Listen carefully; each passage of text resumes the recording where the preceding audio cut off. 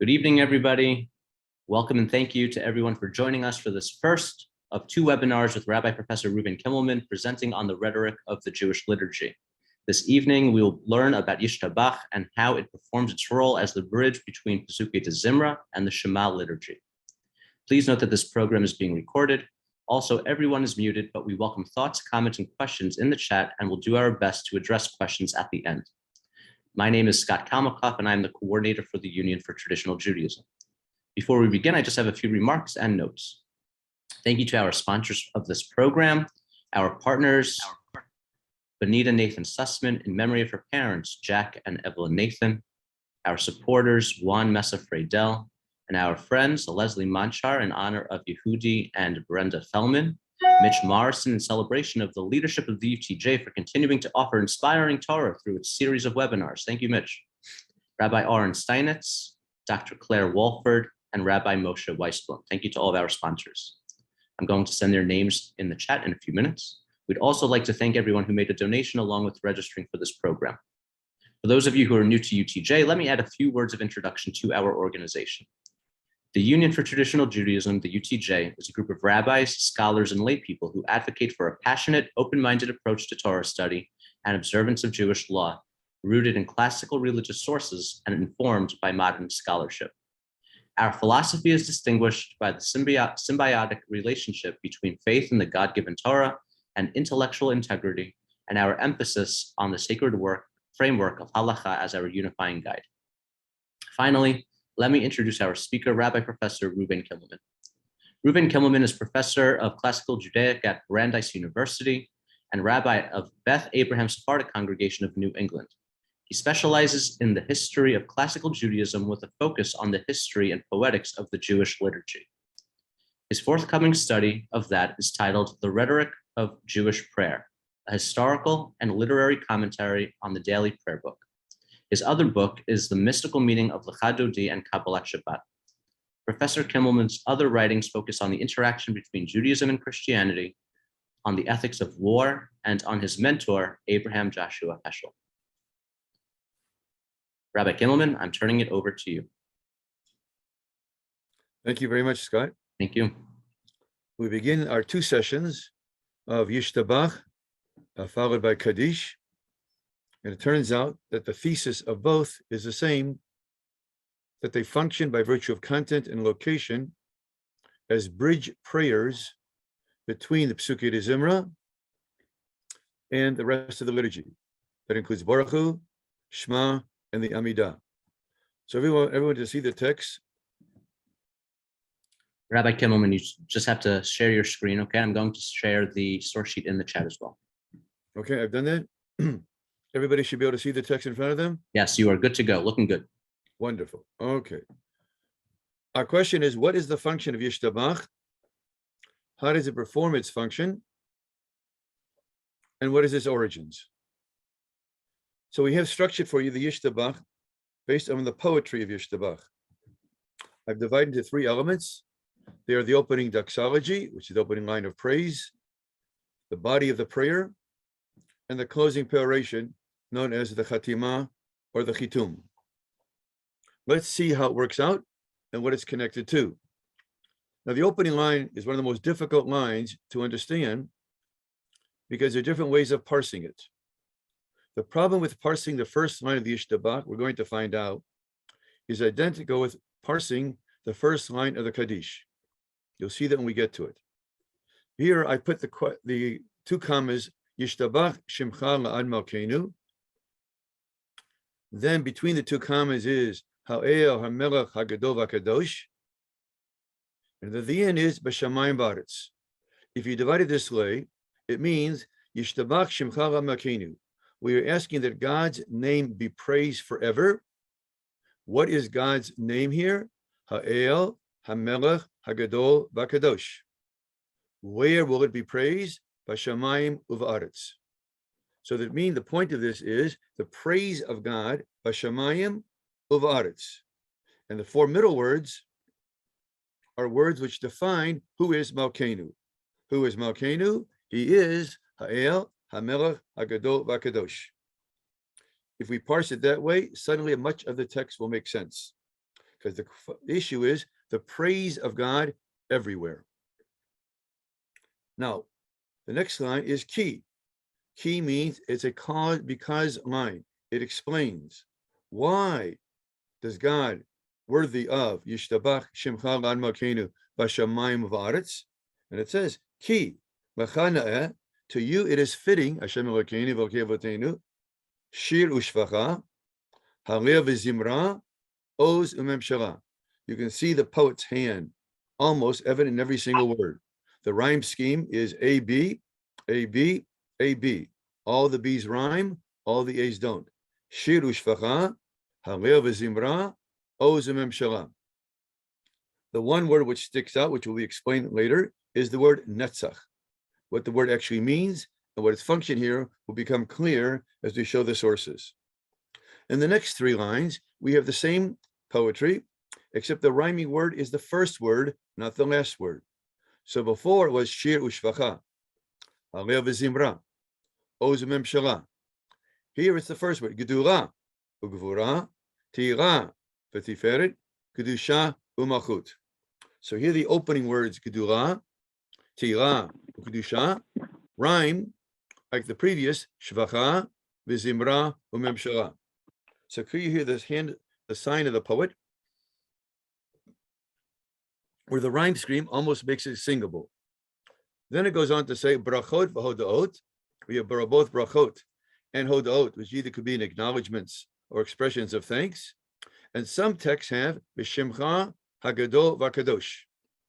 B'Shimcha Hagadol V'Kadosh, which of course goes back to line 1. There it says, Yishtabach Shimcha. And what is God's Shimcha? Ha'el HaMelech Hagadol V'Kadosh. And the last two words there, Hagadol V'Kadosh.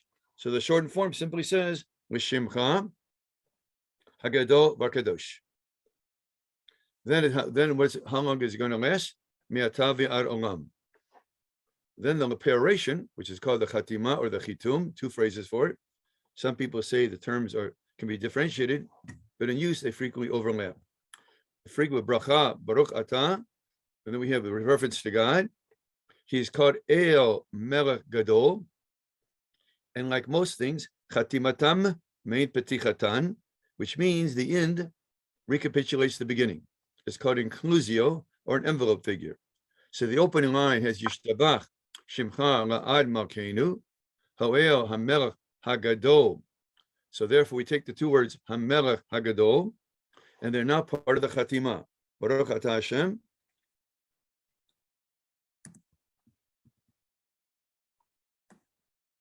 Melech Gadol B'Tishbachot. Adon. Then we have Hodaot, which you've had already. Adon and Niflot. And since about the 16th century, the last two expressions have been added. Borei Kol and Shamot, Rebo Kol Masim. Apparently starts with the Siddur of roads in the 1600s, and then became standard in many Sephardic Siddurim. The last line says, Ha-Bocher B'Shimrei Zimra. The word Bocher could mean choose, but sometimes Bocher means to delight in. Ha-Bocher B'Shirei Zimra, who delights B'Shirei Zimra. And then we end with the theme that God is eternal. Melech El Chai Holamim. Okay, that's the literary structure of the Yishtabach. But how does it perform its role as a bridge between Pesukei DeZimra and the rest of the Tefillah? By the rest of the Tefillah, I mean Yotzer HaMorot, up through the Amidah. So now we call it retrospective. What part of the Yishtabach reverts back to previous elements? So the most obvious one is Yishtabach is parallel to Baruch She'amar. Now, of course, Baruch She'amar, we mean the second part, which begins the bracha formula. Baruch She'amar itself was added as a Sabbath introduction to underscore the theme of creation, since Shabbat is Zecher Maaseh Bereshit. But if you look at the formulation, it's clear that Yishtabach and Baruch She'amar, as by the way, also the conclusion of Hallel, jive with each other. So the Yishtabach says, Baruch Atah Hashem Melech Gadol Batishbachot. Baruch She'amar says, Baruch Atah Hashem Melech Mehulal Batishbachot. Now the word Tishbachot originally referred to Psalms, it can be generalized praise, but originally the Pesukei DeZimra was psalms. Other things were added to it. The last added to it was the Az Yashir. And by virtue of adding the Az Yashir, the Yishtabach was pushed further back. What do I mean by that? If you look at the Rambam's Nusach, and apparently the early Nusach up to about the 12th century, Az Yashir was said after Yishtabach. The function of Az Yashir there was to introduce the Shema. If the Shema is Kabbalat Ol Malchut Shemayim, and Az Yashir begins with Adonai Yimloch Elam Va'ed, then the Az Yashir was to our ancestors what the Shema is to us. They declared Kabbalat Ol Malchut Shemayim by saying Adonai Yimloch Elam Va'ed, and we declare by saying Shema Yisrael, Adonai Eloheinu, Adonai Echad. But the 11th century, we're not sure, it could be already in the 10th century, but probably in the 11th century. And a theme which was accepted in German Jewry, Ashkenaz, probably influenced by Northern Italy, by the Kalonimos family, got the idea that the brachot of Pesukei DeZimra should include everything within it. So therefore, Baruch Shamar was supposed to begin it, and Yishtabach ended it. This resulted of an expansion of Pesukei in two directions. First, it meant that the Hodu was included after Baruch Shamar to be part of Pesukei DeZimra, since it primarily comes from Psalms, even though its present construction is found in Divrei HaYamim, and was to include the Az Yashir at the end. The result is, according to their theory, that the Pesukei DeZimra became an official part of the liturgy by having a bracha at the beginning and a bracha at the end. The bracha at the beginning is Baruch Shamar. The bracha at the end is Yishtabach, and everything is contained therein. This was almost universally accepted, meaning nowadays almost everybody says Az Yashir before Yishtabach.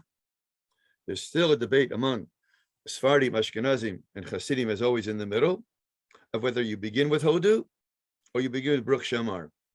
But those who begin with Baruch Shamar and in with Yishtabach follow the theory that all Pesukei DeZimra should be enclosed in an opening blessing and a closing blessing. Baruch Shamar, Yishtabach. Therefore, to underscore the uniformity, they conclude in very similar ways. But the formulation at the end is what we call a chiastic formulation, meaning A, B, B, A. So Che'olamim is beginning and end. The middle parts, Melech Mural B'tushbachot or Melech Gadol B'tushbachot. Now, the word Muhural would mean he is praised by Psalms, as many of the Psalms, especially the last 5, begin and end with the word Hey Lamed Lamed. Or Melech Gadol B'tushbachot could also mean the king who becomes great by Tushbachot. In other words, by us praising God, we add to divine grandeur.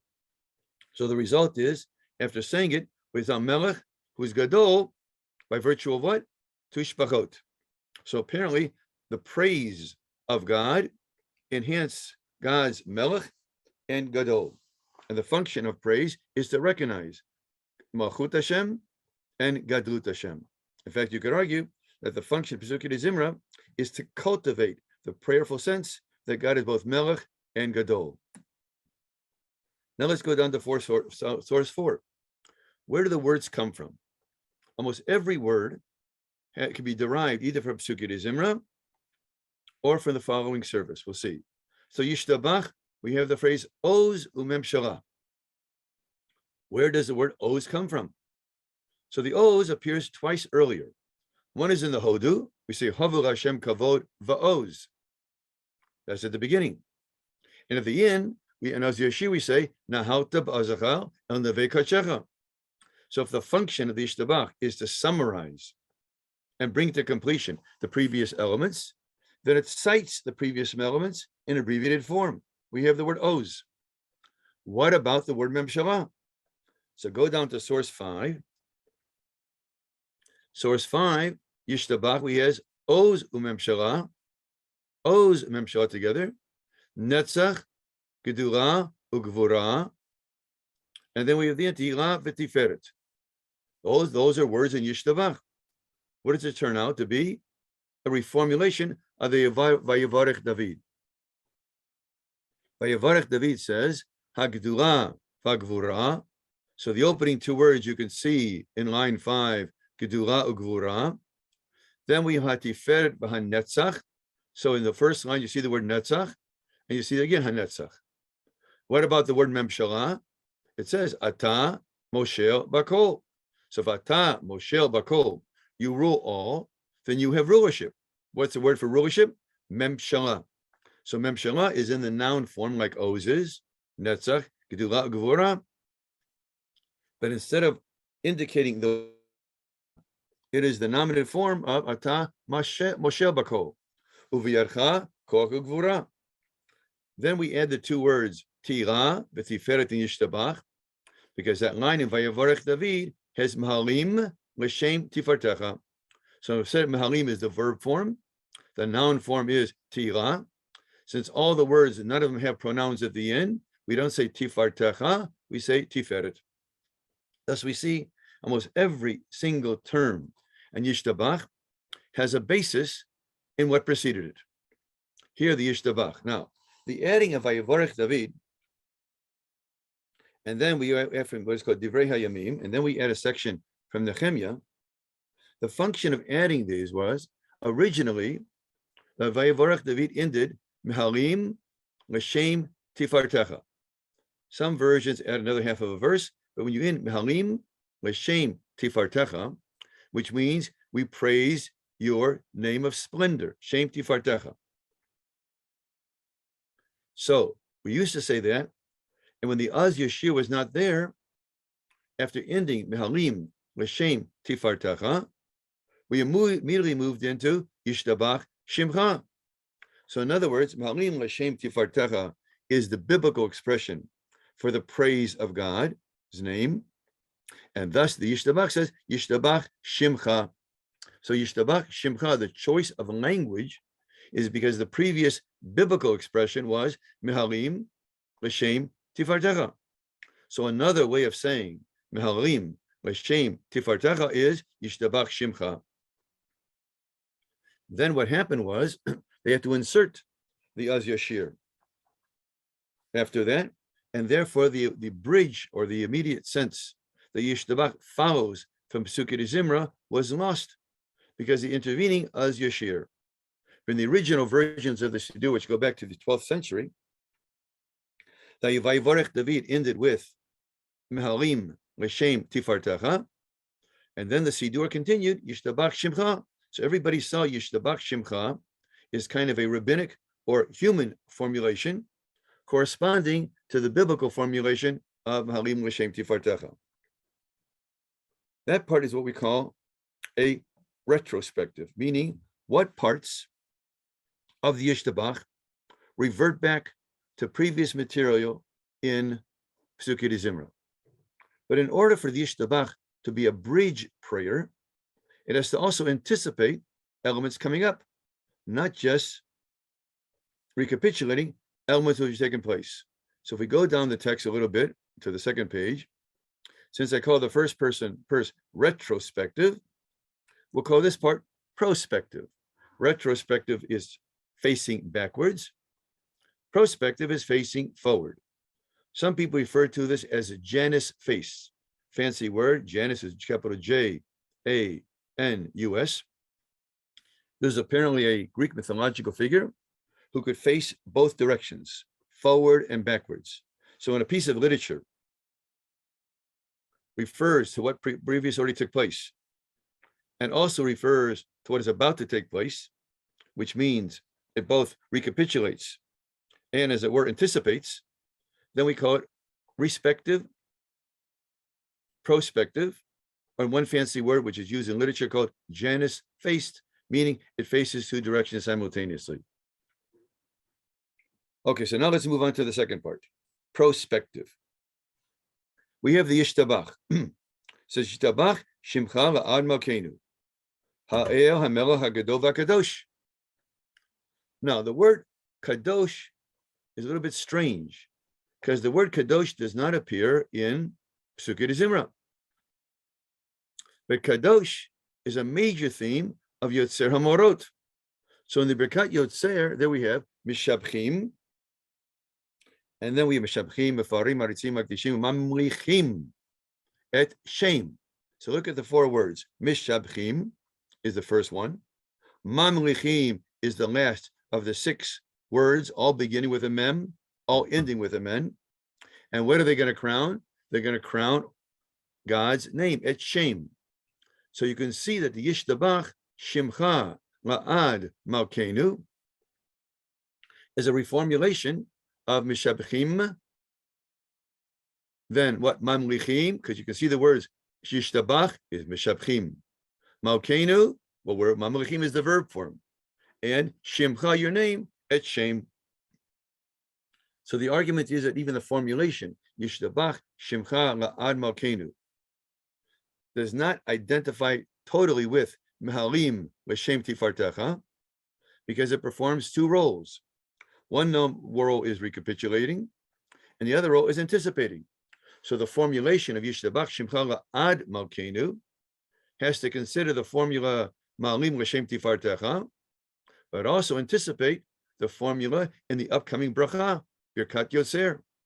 There it says Mishabchim, Mamlichim, et Shem. Now, we're going to praise God and coronate God at God's name. What is God's name? So Birkat Yotzer says, Ha'el, HaMelech, HaGadol, HaGibor, V'Hanora, Kadoshu. What does Yishtabach do? It says, Ha'el, the exact same word, HaMelech, all this in part 6, HaGadol, leaves out the next 2 words, and instead of saying HaKadosh, says Kadosh Hu. Remarkable reformulation. So the Yishtabach, the Birkat Yotzer preceded it. It was already there. And the Yishtabach has to summarize it in fewer words because the bridge prayer can't go through the whole prayer. So it indicates it by a abbreviated form. Ha'el, HaMelech, HaGadol. But what? Kadosh. So you can almost see what the poet did. He took the same words. He had to abbreviate. He left out what? Hagibor V'Hanora, because they're not essential to the theme of God's greatness and God's holiness. God is a Melech HaGadol V'Kadosh. Took out the 2 words, Kadoshu. Besides, that line also appears in Psalms. And we also know the phrase because the Amidah, Hagadol Hagibor V'Hanora. So you could say it's indicating that, except the Birkat Yotzer is probably anticipating the Amidah. But the Yishtabach is only anticipating Birkat Yotzer. There's no evidence here that it's aware of the Amidah. Later on, we'll see there may be some evidence that it is. Okay, so now line number 6, we see how Yishtabach has reformulated elements of Birkat Yotzer. That's the beginning of its bridge function. By bridge function, it means it has to summarize what preceded, right, and anticipate in a summary form what succeeds it. So now let's move on to part 7. Part 7, Yishtabach. We have 2 words here, Kedusha and Malchut, found in Yishtabach. And these 2 words are very common, are put together in the Birkat Shema, Yotzer Hamorot, but they're not part of Pesukei DeZimra. So clearly, the choice of a language is to anticipate their role in the upcoming Birkat Yotzer. Let's look at it very closely. Kedusha Malchut, again, we have the noun forms, while Birkat Yotzer focuses on the verbal forms. Kedusha becomes Makdishim. Malchut becomes Mamlichim.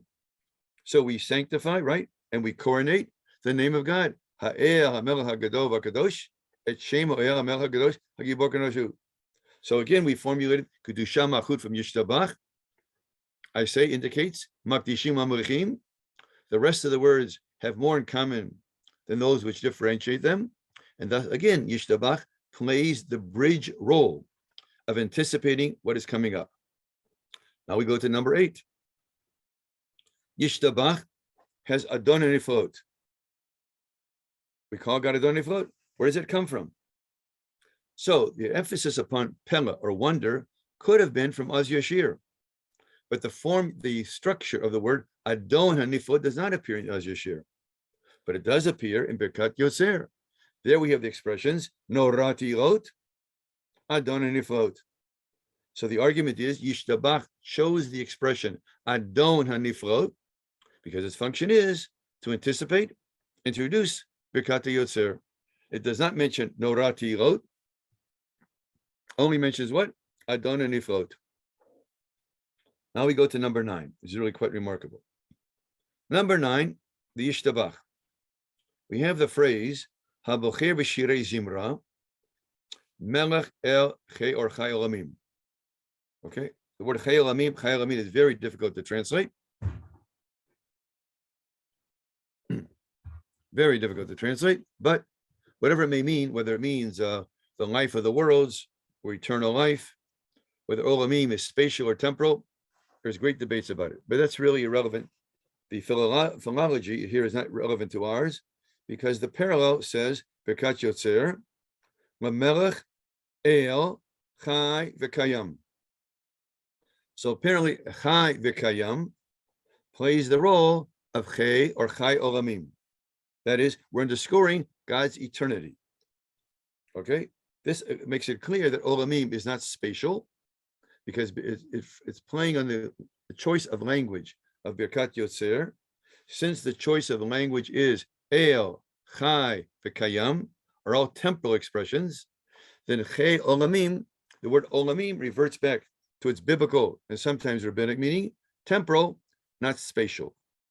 Even the word Olam, which probably always means temporal in the Bible, except maybe one place in Kohelet, in rabbinic Hebrew, Olam sometimes means space, sometimes means time.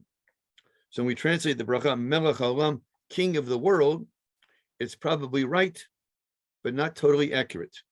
I think the choice of the word Olam refers to both the spatial and the temporal dimension.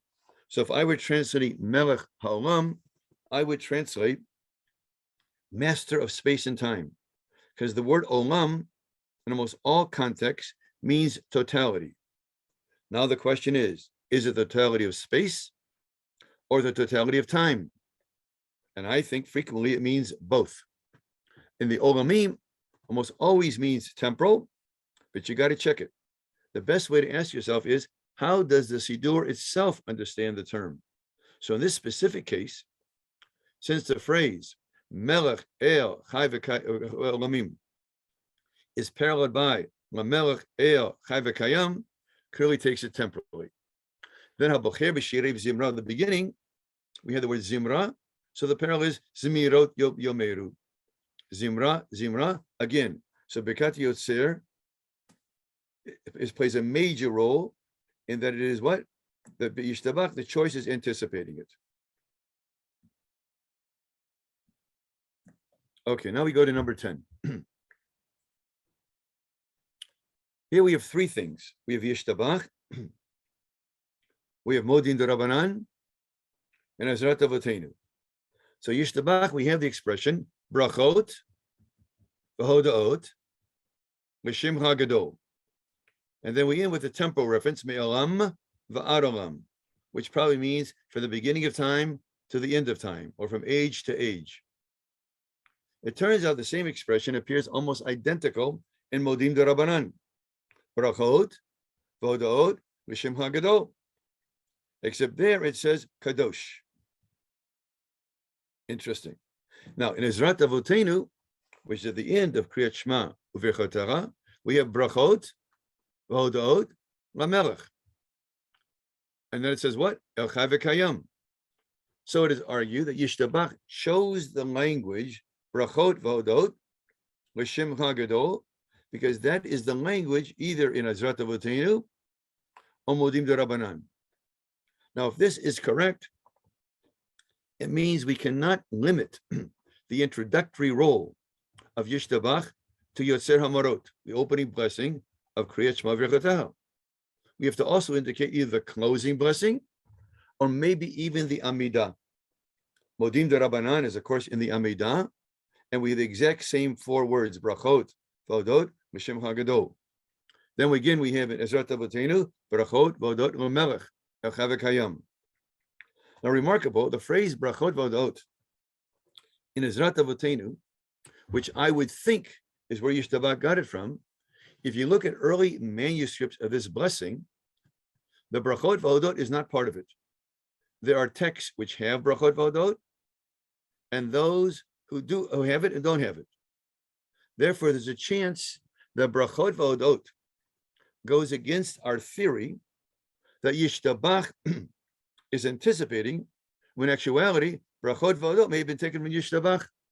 In other words, the possibility is dual directional.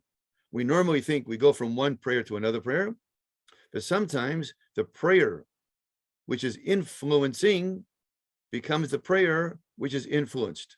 So let me show how that works. The whole line appears in number 11. In number 11, it says, Natnu Yedidim Zmirot Shirot Tishbachot Brachot Vodot Lamelech Havakayam. It's a pretty long line. Now, you know Yedidim is what Israel is called after being redeemed. There are two other terms for Israel there. One is Azov Shibchu Ahuvim, Beshibchu Geulim. So Israel can be called Ahuvim. Israel can be called Yedidim. Israel can be called Geulim. Now, the appropriate term would be Geulim. They are redeemed. But the Siddur seems to go out of its way to use terms of affection as opposed to terms of fact, meaning that they are Geulim, redeemed, it's a fact. That they are Ahuvim, Yedidim, is an expression of affection, as if to say God redeemed them because he loved them. So they're called Ahuvim. Now, the other reason they're called Ahuvim is that the two other elements are called Ahuvim in the Kriyat Shema, Uvechateha. The first is the Malachim, Kulam Ahuvim, Kulam Berurim, Kulam Giborim. They're called Ahuvim. Israel, after it's redeemed, is called what? Also, Alzot Shibchu Ahuvim, which means beloved. And remarkable, right before the Shema, we have the prayer Avat Olam, or Avarabah. Avarabah, or Haftat Olam, Haftanu. So we're saying with great love, or with eternal love, you have loved us. Well, if you have loved us, then we are what? Ahuvim. By definition, you have loved us. We are now what? Beloved. So remarkable, all three elements, that is, angels above, ancient Israel in the past, and present Israel, are called upon to accept God's sovereignty because they are loved. So the point is here, remarkably, that God is not feared, and therefore we accept him as our king, but God is beloved, we accept him as our king. So as God is beloved, v'hafta, so are we beloved. It says, Avat Olam, haftanu. Now look at the line. It seems to me that this line functions to summarize the whole prayer heretofore. Right now, at the end of this line, we begin the Amidah. So how would you summarize the whole service up to now? So it says, V'nanu Yedidim. Okay, so what do you think Zemirot? Zemirot has to refer to something which preceded. Anyone have a suggestion? New Yedidim Zemirot. Well, the phrase is called Pesukei DeZimra. The Zimra refers Psukim, Pesukim, or Parakim of Psalms. And we had the word Zimra above. Habocher, B'shirei Zimra. Zemirot Yomeru. So we should not translate Zemirot as songs, but as psalms. That is, they're specific psalms which are done to praise God.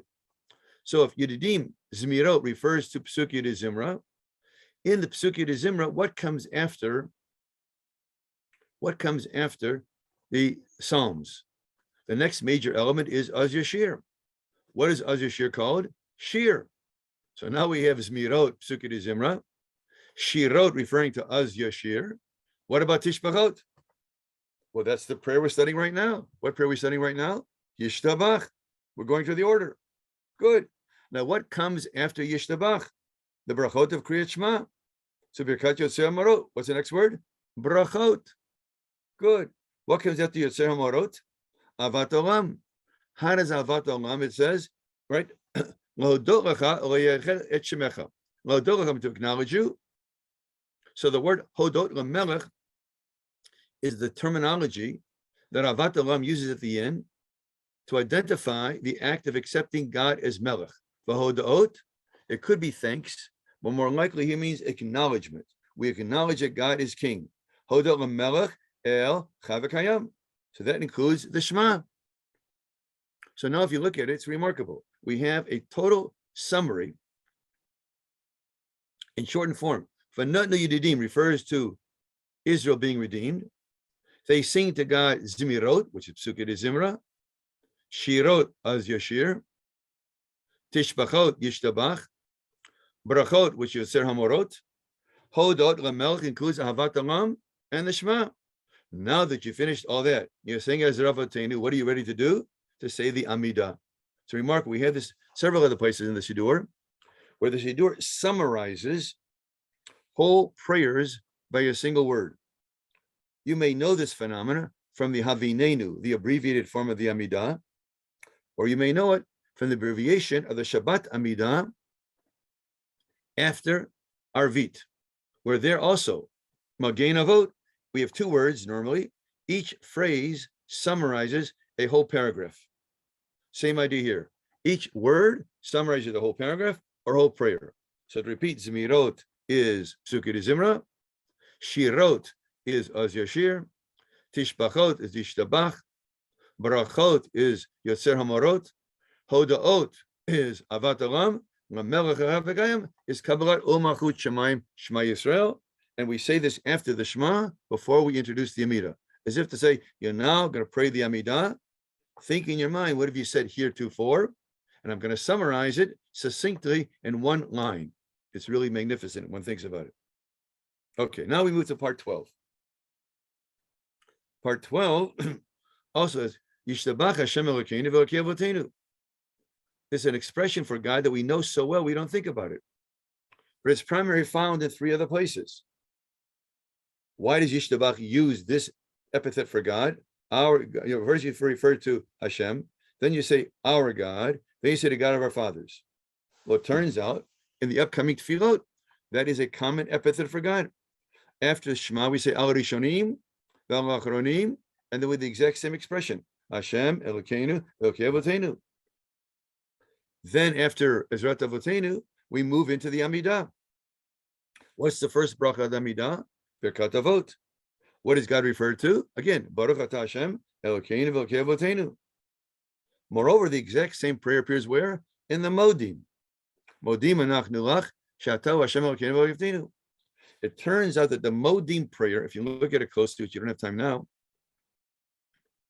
borrows more from the language of the first bracha than any other bracha, which is probably a good indication that originally the Modim prayer was the conclusion of the Amidah, and the Sim Shalom was added because of Birkat Kohanim. But the terminology to refer to God as Hashem Elokeinu v'Elokei Avotenu appears only in blessing 1, that is Avot, and in blessing 17, which referred to as Modim. Itself is peculiar because we call Birkat Avot, we use a word to summarize the prayer. Well, Birkat Modim, we only use the first word to indicate the prayer. You should know there are three prominent ways of indicating a prayer. One is the first word or first expression, one is the last, and one is by content. Okay, so now we've gone through the whole thing. Let's go back up to where we were and see how it all fits together.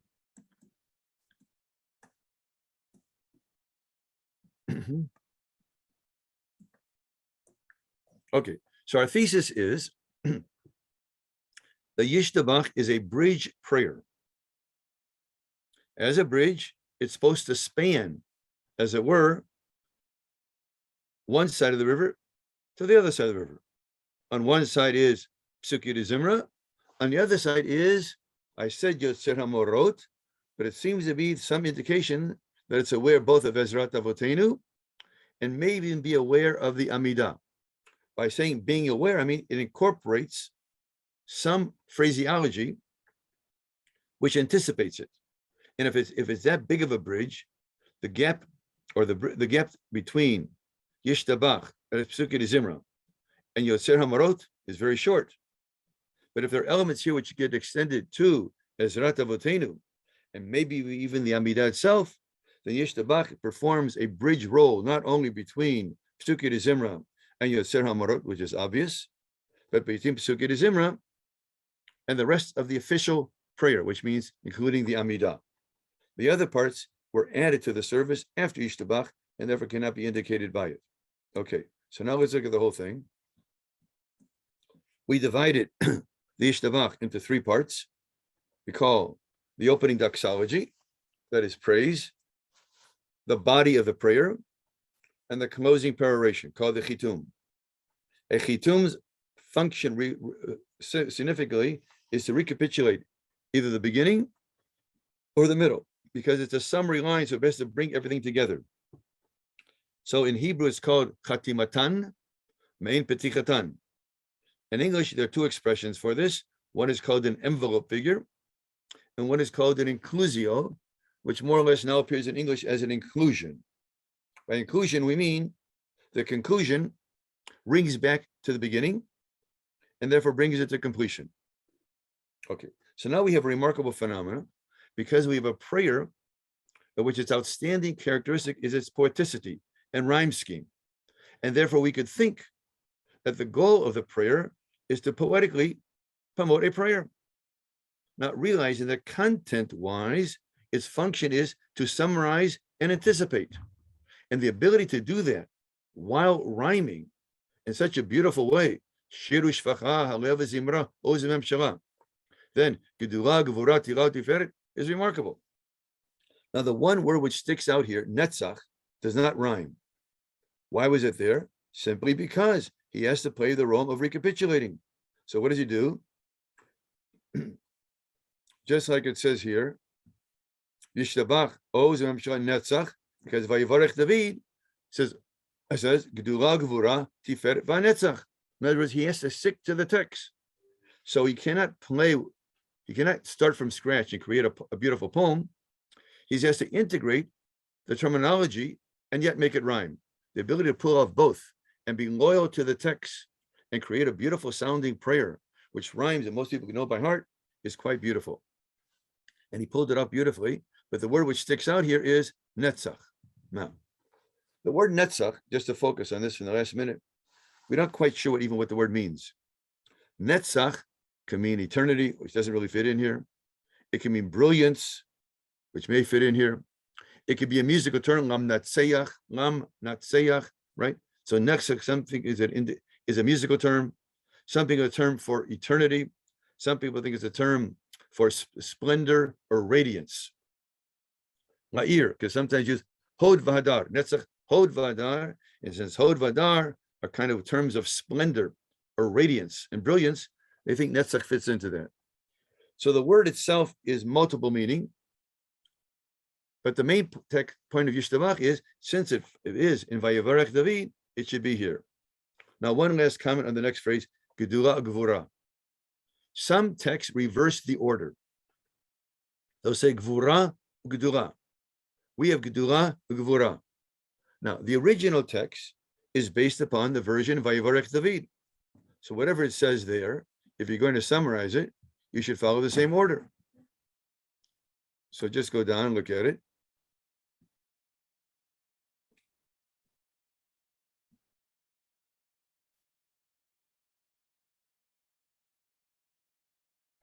Okay, here we have Hagedula V'Gvura. So it says in Yishtabah, Hagedula V'Gvura. But some texts reverse it. They say Hagvura V'Gedula. And this is based upon a Kabbalistic interpretation that the word Gedula is identified with Chesed. So now the question is, theoretically speaking, which is what it's based upon, what comes first? Chesed or Gvura? So some texts which follow Kabbalistic understandings reverse the order. The other keep to its biblical order. So you can almost see the biblical order here and its incorporation here. But this accounts where you'll see some texts reverse the order. In fact, many things get reversed in the Siddur, some of them almost beyond comprehension, primarily due to Kabbalistic considerations, which frequently means considerations of Sfirot, to get the Tefillah to coordinate with the Sfirot. And many of your Hebrew words like Chesed, Gvura, Netzach, Hod are not just words praising God or words of brilliance and splendor, but they refer to one of the Sfirot. And therefore, the order of the Sfirot sometimes ends up determining the order of the prayer. Now, of course, that means in its later development, because the greatest impact of this was primarily due to the Ari. The Ari HaKadosh has several revisions of the Siddur. All of them, in my opinion, reduce its comprehensibility, but enhance its correlation with the Sfirot. So we even want to mention that element, which is one of the last developments. Now, what is the final development of the Yishtabach? This is remarkable. So the final development of Yishtabach is here. I put in parentheses. We want to conclude with this now. Is El Hodot Adon Nefot, and if you follow the Ashkenazic Siddur, you'll jump to Habocher B'Shirei Zimra, Melech El Chelamim. But the Sephardic Siddur starts apparently in Rhodes, or that maybe be earlier than that. Added two more terms. Some even added a third term. At least two caught on. The third didn't catch on. Borei Kohen Shamot, Ribon Kol HaMasim. Why was it added? Well, let's look at it. Adon HaNiflot, see the aleph there? Good. Borei Kohen Shamot, what's the second letter? First letter? Bet. Aleph Bet. Ribon Kol HaMasim, what's the third letter? Resh. Good. Habocher B'Shirei Zimra, what's the first letter? Hey. Melech El Chelamim, what's the first letter? Mem. So what name have we spelled out? Aleph, Bet, Resh, Hey, Mem spells what? Avraham. Now, so what? No.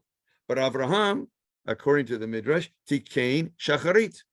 Just like Yaakov gets credit for evening prayer, and Mincha and Isaac gets credit for afternoon prayer, Avram gets credit for realizing that morning or sunrise is the most opportune moment for prayer.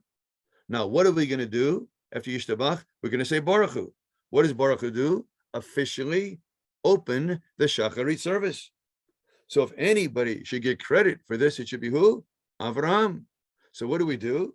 We have a version, starts about the 15th century, maybe as early as Machzor Aram Soba, maybe as early as the 14th century, added Borei Kohen Shamot, Ribon Kol HaMasim, and thus the individual who's responsible for the prayer of Shacharit has his name inscribed in the Yishtabach, which introduces officially the service of Shacharit. And thus we've concluded our analysis of Yishtabach as a bridge prayer between Pesukei DeZimra and Kriyat Shema V'Chataha. We're now open to questions, reflections, or comments. Rabbi, there we go. Thank you very much. Wow.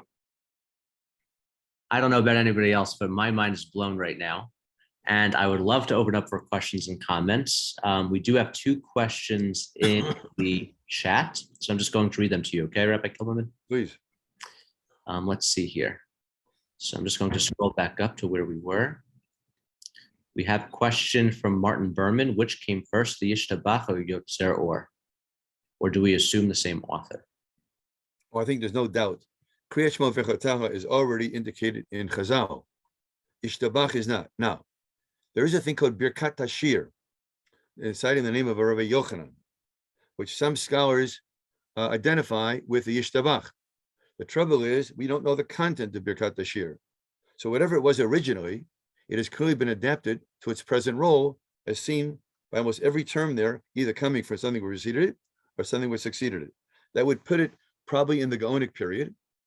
And if it is true that there are terms there which indicate the Az Yashir, which I can go both ways in the subject, then it's after the 11th century when the Az Yashir was inserted before the Yishtabach, because in the use of the Rambam, it would be afterwards. So which means the Yishtabach is a prayer which kept on developing and kept on adapting to the needs of the liturgy, always performing its role as a bridge prayer. Thank you. There's a question from Mitch Morrison. He says here, why do some, as you know, notably Hasidim, precede Baruch She'amar with Hodu? It would seem unnecessary to have a preparatory tefillah for Pesukei DeZimra, which itself is a preparatory tefillah to strengthen our kavanah. Okay, so the relationship between Hodu and Baruch She'amar, Hodu can either precede it or succeed it. The argument goes like this. Those who argue that Hodu, if you look at its original context in Divrei Yamim, is associated with korbanot. Therefore, they say when you say Hodu, since it comes right of the korbanot and then of Rabbi Shmuel, it should be associated with the korbanot section of the prayer. The alternative argument is true.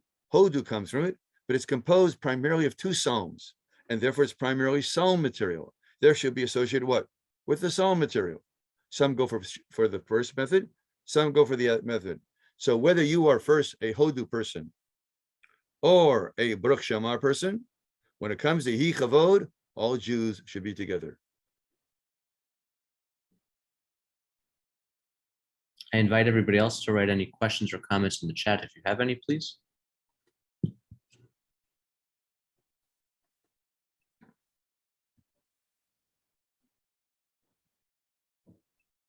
I'm not sure what Bonnie's question is saying. She said, who did all this arranging? I don't know what that means exactly, and I'm not sure if that was directed towards the towards Professor Kimelman. Hi. Hi. Let me see. Yeah, wait. Let me get it. Hold on. Hi, Bonnie, you're on mute. Hi. What was the process that these words were arranged in the way they were? You know, with all these summaries and Wait, I'm sorry, Gerald. Everybody, anticipations. please mute. Somebody is making noise, and I'm not hearing every word of Gerald's valuable words. Okay. What was the process by which all of this happened? That there was arranged in this particular way with the summaries and anticipations and so forth. Now, who were the people who did all this?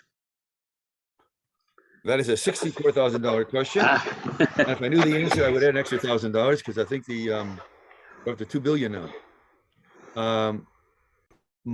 There's extraordinarily intense liturgical creativity going on in two places.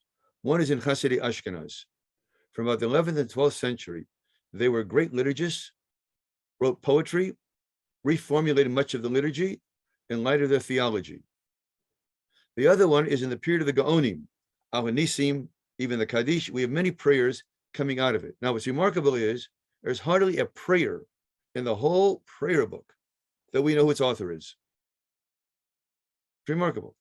Az Yashir, not the Yashir. The what's it called? What's it? What we sing? Many people do on Shabbat. What's it called at the very end? Shir Kavod. Yeah, Shir Kavod, right? Now they're actually about. There's more than one. If you look at the a Machzor of Yom Kippur, sometimes you'll see all of them. That we think Rabbi Yehuda Chassid wrote. Outside of that, for example, we don't even know who wrote Adon Olam. Almost all your books on Adon Olam will tell you Rav Shlomo Ibn Gabir wrote it, but in my opinion, Ibn Ezra wrote it. Avram Ibn Ezra, not Moshe Ibn Ezra. I think it could be shown, but we don't know anything for sure. So we don't know who wrote the Shema. We don't know who wrote the Amidah. We don't know even who wrote Ashrei as far as that goes. We actually know nothing. It's amazing how a book has such artistry to it. And some of it, by the way, was not done by an individual, because if you follow the history of these tefillot and check in manuscripts, some of them got changed as the time went on, and almost all of the changes are improvements. Now, I want to emphasize this point. Used to be a fun on scholarship. You said, well, if it's a coherent piece and all makes sense and holds together, here's a single author, because people get together, they create not the horses, they create camels. I have found that not to be true. I've seen liturgy develop over the time. As they change the manuscripts, it frequently gets better, which means there's multiple authorship. People have a great sensitivity to language, literature, and sources. And they can make a suggestion. If the suggestion gets accepted by Klal Yisrael, it's frequently improvement on the liturgy. So the idea that something is coherent, therefore reflects a single author, I don't think is correct. I think a single author can be as incoherent as anybody else. Each time it has to be checked. I don't have a single theory, but I'm amazed at how little we know about the authorship of the prayer book, even when we can pretty much determine approximately when it came into being and how it got accepted. Apparently, people wrote prayers and not put their names on it. Although here, Yishtabach is the one. They'll tell you the Yishtabach was written by Shlomo. Yishtabach, Shimcha, La'ad, Malkeinu, Hoel. You spell it Shlomo. That's probably true. How many Shlomos are there in Jewish life? According to the last count, 2,300,056. Right? There's so many Shlomos. So just even if you found the name. Secondly, I don't think the name is in there to begin with. Just like people will tell you that the second paragraph of Aleinu was written by Yeshua, although they can't find his name in it, they found the word, not Yehoshua, but Shua, his old name. Okay, but that theory came in the 12th century, and Aleinu probably goes to the 4th century, which means for 8 centuries, nobody knew who wrote it. So I would say, in general, we're extraordinarily ignorant of authorship of the liturgy, to reduce its appreciation of its poetry, its theology, and enhance the flow of the liturgy. So my answer to your question is I don't know. Thank you. If somebody does know, please speak up. I'm just going to move on to 3 more questions, okay? Please go ahead. We have a question from Oren Kravitz. What about the nusach that includes Melech Yachid Elchei Ha'olamim? What role does the Yachid play? That's the word Yachid is a little bit like the word Echad. So the word Echad is also not clear. Does Echad mean one, singular, unique, incomparable? So, for example, in Shema Yisrael Hashem Elokeinu Hashem Echad, the Rashbam and Ibn Ezra actually agree that Echad is Hu Levado. So this comes to underscore that there's only one God.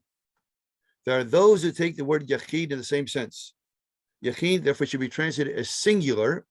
It's not a statement about God per se, but making a statement that there's only God. Yachid, so nothing else like it, like we translate, or Hu Levado. Rabbi Bob Pilavin has a question. He says, how do we explain the halach complication that we have brachot in Baruch She'amar and Yishtabach that are not authorized by Chazal? Oh, boy. That is a really difficult problem. There are 2 schools of thought on this. There are those who say, for example, in the Berchot HaShachar, there used to be a bracha mashpil ge'im, or magbiya shfarim. It got eliminated because there are those who say you can only say a bracha with God's name if it's formulated in the Talmud. The trouble with that theory is everybody says in Berchot HaShachar, Hanotein layoef koach, and that's not found in Chazal. How that got in is worthy of a whole shiur. So I would say generally that is true, but there are exceptions to the rule. We have brachot which are not found in the Talmud. So there became what I call Talmudistim. The Talmudistic school of thought argued that if the only group which can legitimate a bracha, which uses Askarat Hashem, is the Talmud. There's another school of thought who says, no, you can add brachot. Hanotein loyev koach follows that. The elimination of other brachot and Berchot HaShachar, which are not found in the Talmud, follow the second theory. So our present Sidur reflects both positions. Thank you. And we have one more question from Martin Berman. He says, how is it that the Ari had such an impact on Nusach Ashkenaz? Very difficult to figure out. I don't know why he limits himself to Ashkenaz. It's more Nusach Sfarad. And by Nusach Ashkenaz, he primarily means Nusach Chasidi, right? But we call Nusach Sfarad because we are... All respect, I don't mean the Hasidim. There's a lot that we have in the Sidur that's a result of the influence of the Ari's positions. What is I'll give you your best example. Lecha Dodi. That whole thing is there, but we have within the impact of various brachot, various additions to Psalms. The fact that we say Agadah before a Kaddish, these kinds of things. Yeah, okay. So a good example is Ana Bakoch, by the way, which not only seems to have been promoted by the Ari, but it's how it is pronounced. Goes against the its syntax. If you go to a Sephardic synagogue, you'll see when they say Marivim b'chachma, potech shem b'tvuna, they reverse it following the Ari. Another one would be saying Aleinu at Mincha. The Aleinu at Mincha, we first found it in a 14th century Siddur from Lisbon, but it didn't catch on. Then the Moshe Cordovero, who is the teacher of the Ari and Kabbalah, and the Radbaz, Rabbi Ben Zimra, who's a teacher of the Ari and Halacha, both argue that the Aleinu should be said at Mincha. Now, previously, they disagreed by saying, since there's no Kabbalat Ol Malchut Shemayim, since we don't say the Shema, we don't say the Aleinu, because the Aleinu is also Kabbalat Ol Malchut Shemayim. Then these other two authorities, Halachic and Kabbalists, they were both argued. No, just because there's no Shema in Mincha, then what? Then it should be said. The Ari accepted that opinion, but the Ari alone would not have done it. What happened was, about 150 years later, about 1690s, because 120 years later, the Ari dies, I think, 1572. The Magen Avraham writes a commentary on the Shulchan Aruch in the 20s or 30s or 40s, but it gets accepted in the 1690s, which is a comprehensive commentary to Shulchan Aruch, is printed as an Osei Kelim, and frequently incorporates the position of the Ari. So the Ari had major influence in Kabbalistic centers, had got major influence in what you call Ashkenazic centers, because the Magen of Roth's commentary to the Shulchan Aruch became one of the standard commentaries on the Shulchan Aruch, and therefore is frequently quoted. So through him, the Ari made inroads independent of Kabbalistic avenues, which would be of Hasidic, maybe, or of Sephardic, because the Magen Avot is quoted by everybody, not accepted by everybody. Depends upon, that's a different issue. Well, it's a different issue altogether. I don't want to get into that, but that would, I think, answers your question. Otherwise, I would take, we'd be here all night long. Thank you so much, Professor Kimelman. This is really an excellent shiur. I think everybody really enjoyed it, and I think it's important to leave people wanting more. And so we're going to wrap things up here, but we have a second shiur with Rabbi Kimelman coming up on November 21st. There will be reminder emails sent out leading up to that shiur, and we'll be using the same Zoom link. Okay, everybody, the recording for this class is going to be sent out over the coming days. And I just want to thank you again, Rabbi Kimelman. This was a fantastic presentation. I want to thank everybody for being here. I also just want to mention UTJ is always hoping to grow and learn. And so we are actually creating a feedback form for people to give us feedback on our webinars. I'm sending the link in the chat. So if you would like to provide feedback, that'd be really very much appreciated. And I also just want to mention that we have another webinar coming up next week. I'm actually leading it. It's on the etymology of Jewish names with Rabbi Scott Kalmakoff. It's on Wednesday, November 16th at 7 p.m. Eastern Time. I'm going to send the link to that webinar in the chat as well.